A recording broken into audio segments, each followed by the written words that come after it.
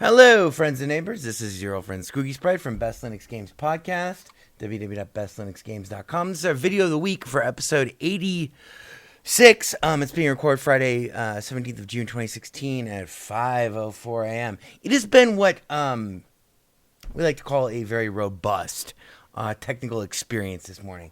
Anyway, we are playing a game called Bloodgate, which is fairly new. At least it's new on Linux. And, let me turn off the speaker so you don't get... Well, fuck it. Who cares? Maybe that might be the only audio you'll be able to get. So, if you like Puzzle Fighter... Oh, shit, I forgot to set the timer.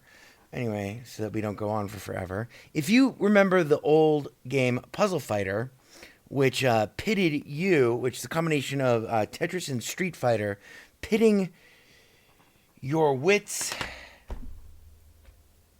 in the moment along with your ability to think strategically in a competitive battle of Tetris against your opponent. It was more like, not Tetris, it was more like the Genesis ripoff of Tetris. Columns. Anyway, Bloodgate is kind of like that. Actually, it's very much like that.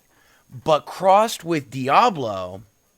very much of what I really like about this game is the role-playing game aspects of it.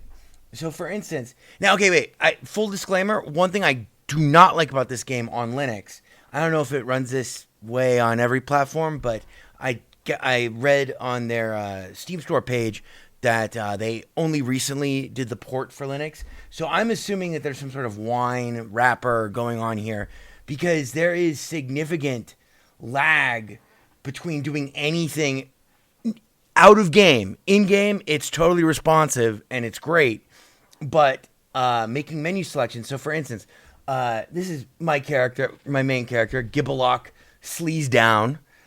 She's like a rogue. She's like a thief. She has a partner, Fortran Sleaze Down. Fortran. Sleaze Down of the Sleaze Down. Fortran of the Sleaze Down clan. So let me show you what I mean by this problematic. It's not problematic. It's just, it can be a patience tester sometimes. So we got this shield over here. Let's say we want to switch it with. Oh wait, what? Oh yeah, okay. Let's say we want the icons confuse me. See how down here there's like a little I'm thinking red icon? See how long it takes for my inventory to update with the item we just switched out. Still thinking. There we go. And I don't think that the item that we just switched out for is yet appeared in my inventory. It might take it a moment for it to even do that. Oh, no. Okay, yeah, there it is. So we'll re-switch back. And now I'll show you the game. This is an awesome find. You can craft weapons, meaning you can break down weapons that you find into like their magical essences and upgrade your weapons using alchemy and shit. That's what they mean by crafting. It's a very streamlined system, and there's a lot to this game. These are my spells. All of this shit can be upgraded. Tons of items. Etc., etc. Let's show you the game. What do I mean by Puzzle Fighter meets... It also reminds me a lot of Ironclad, which is another game that is kind of like a Puzzle Fighter blah. But this is very much a different pace, because there's not as much... We're waiting. I just said, yes, let's start this. And this is... You'll see once we're in the game... This is not a problem in the game. It is a problem, though, in that it makes doing certain things, like especially repetitive tasks, a big pain in the ass. Okay, so when you combine three icons in a loop like this, that adds to your defense, which next time you get attacked, or three or more, you block and block. Each one of these icons doesn't just correspond to like each one of the tiles, the runes or whatever, isn't just to cast some magic here, isn't just an arbitrary, color differentiation. Each one corresponds to an element or essence, like there's nature, blah blah. And if you look down here on the far right where it says weak to fire on this guy's card, that means he's weak to fire. I'm gonna cast some magic and shit. They also oh shit, I didn't mean to do that. They also charge your powers. These are your spells. So for instance, like the green one there, he gets charged from green, from the putting together green matches. Everything else that you've come to expect from basically Tetris, columns, puzzle fighter, modern thing is here in the game. One, so like there are bombs that will do certain things to the play field, etc., etc., etc. But one cool thing is if I swipe here, bam, it's a tag team. So you have multiple members to your party, and I've only been playing the game for like 3 hours now, but after your 7th dungeon or something like that, the enemies start to have multiple enemies to each individual match within the matches in the dungeon. So like this guy, I picked an earlier level just for purposes of demonstration, but this guy right here underneath him could be 4 other guys that are waiting on his side for that one round of that one match. So that's kind of cool too. As soon as we kick this guy's ass, let's go back to using this bitch. She's awesome. Gibbelock! Yeah, you're fucking dead, dude. You are so fucked. Let's fuck this guy's shit up so I can show you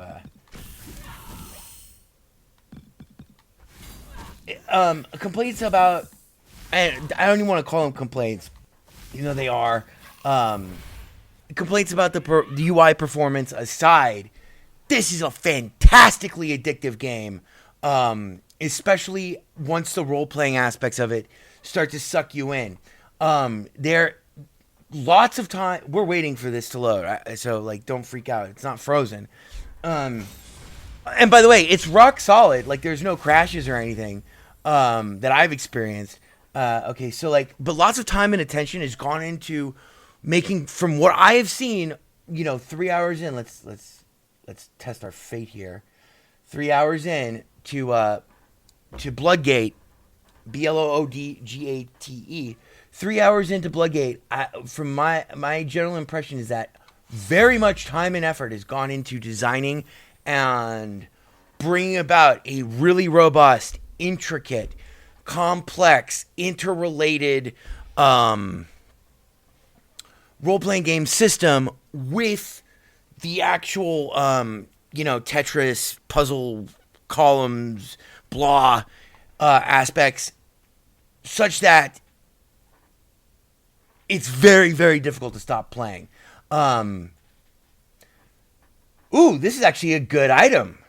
51 damage. Critical chance. Okay, yeah. Iron. Okay, cool.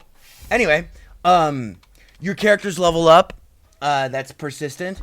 I just want to show you a couple of things outside of the... Oh, shit, I put on stopwatch instead of fucking timer. I'm an idiot.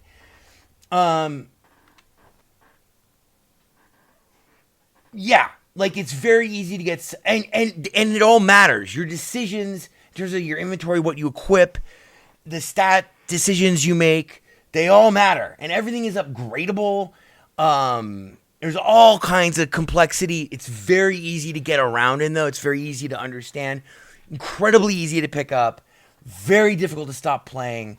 And they have, and just as a testament to how serious and how confident I am, not confident, how impressed I've been with the developer's approach to Bloodgate. At the end, they have an inbox. You can get messages from the developers. You can add friends, which has a whole social gifting thing, blah, blah. But then there are quests, and there are daily quests that get refilled every day. I did the daily looter already for this period. Super awesome, infinite expansion. The campaign, I'm like, okay, so let's go back here on the map. This is the main campaign. So there's 3, 6, 7, 7 areas. I'm 20 out of 60 completed dungeons on this one. So there's like, so that's like fucking a lot. That's gonna keep you busy. And the whole magic system is also very fleshed out as well. So anyway, one thing, I had a heart attack moment. I'm like, oh man, just when I started to get really into the game, I'm like, fuck, they're gonna try to make me buy, unlocks for this game. No, this is actually just a play mechanic. You can only unlock a chest if you have found found a key for that chest, and there are 3 different types of keys. The only way to get new items other than winning them from, fights is to unlock the chest, and then you can spend gold, and it gives you a nice little gambling perk, and it's all in-game money. You can't buy in-game money, at least not that I've seen.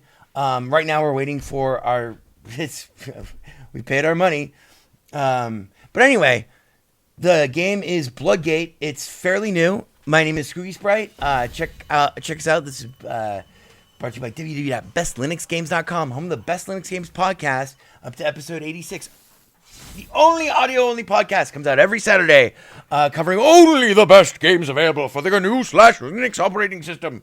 Oh, wow, we just got a pretty good item. So I click OK, and then if I click that button again, it's going to take forever for me to get another spin. But anyway, up here you have your gold. It is very addictive. Very, very highly recommended. This is not a full review, but I very highly recommend it if you've been looking for, and who the fuck hasn't, for a game to fulfill your lustful need to relive that kind of action-oriented puzzle fighter awesomeness. It's actually, if anything, way deeper and bigger and more addictive than Puzzle Fighter. So cheers. My name is Skookie Sprite, SKOOKIESPRITE. Find me on Steam, friend me on Steam. I have to go record this week's podcast. This has been episode 86. Video of the week. Cheers. Excelsior. See if I can remember.